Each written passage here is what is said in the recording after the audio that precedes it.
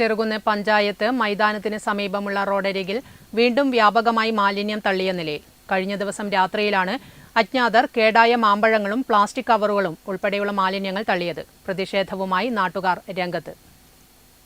രാവിലെ ഇതുവഴിയെത്തിയ നാട്ടുകാരാണ് പ്രദേശത്ത് മാലിന്യം തള്ളിയ നിലയിൽ കണ്ടത്.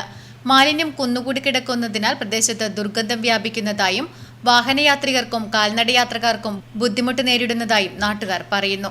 പൊതുജനങ്ങൾ ദിവസേന ഉപയോഗിക്കുന്ന റോഡരികിലും പഞ്ചായത്ത് മൈതാനത്തിന് സമീപവുമാണ് ഇത്തരം മാലിന്യ നിക്ഷേപം നടക്കുന്നതെന്നത് പ്രതിഷേധത്തിന് ഇടയാക്കിയിട്ടുണ്ട്.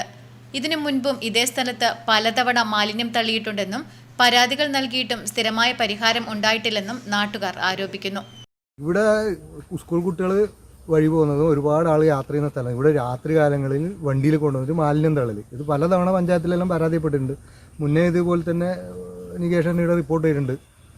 കക്കൂസ് മാലിന്യം ഈ തോട്ടിൽ തട്ടിയിട്ടുള്ളത് അത് അന്ന് നോക്കി അതിന് വേണ്ടുന്ന നടപടി. ഒരു കാര്യമായിട്ട് ഇവിടെ ഒരു ക്യാമറ പോലുള്ള എന്തെങ്കിലും ഒരു സംവിധാനം ഉണ്ടാക്കണം. ഇത് രാത്രി കാലങ്ങളിൽ ഒരുപാട് വേസ്റ്റ് ഇവിടുന്ന് മുതൽ അമ്പലം വരിയിലെ തോട്ടും കരയിലും അടുക്കള മാലിന്യങ്ങൾ, ഇതിനിടെ അടുക്കള മാലിന്യങ്ങൾ, അത് നായി കടിച്ച് പറിക്കലും നായ്ക്കളെ ശല്യം കൂടുതൽ, അങ്ങനെ ഒരുപാട്. ഇതിനെതിരെ പഞ്ചായത്ത് അടിയന്തരമായ നടപടി എടുക്കണമെന്നാണ് പറയാനുള്ളത്. പ്രദേശത്ത് രാത്രികാല പരിശോധന ശക്തമാക്കുകയും നിരീക്ഷണ ക്യാമറകൾ സ്ഥാപിക്കുകയും മാലിന്യം തള്ളുന്നവരെ കണ്ടെത്തി കർശന നിയമ നടപടി സ്വീകരിക്കണമെന്നും നാട്ടുകാർ ആവശ്യപ്പെടുന്നു. Network news, Pazhayangadi.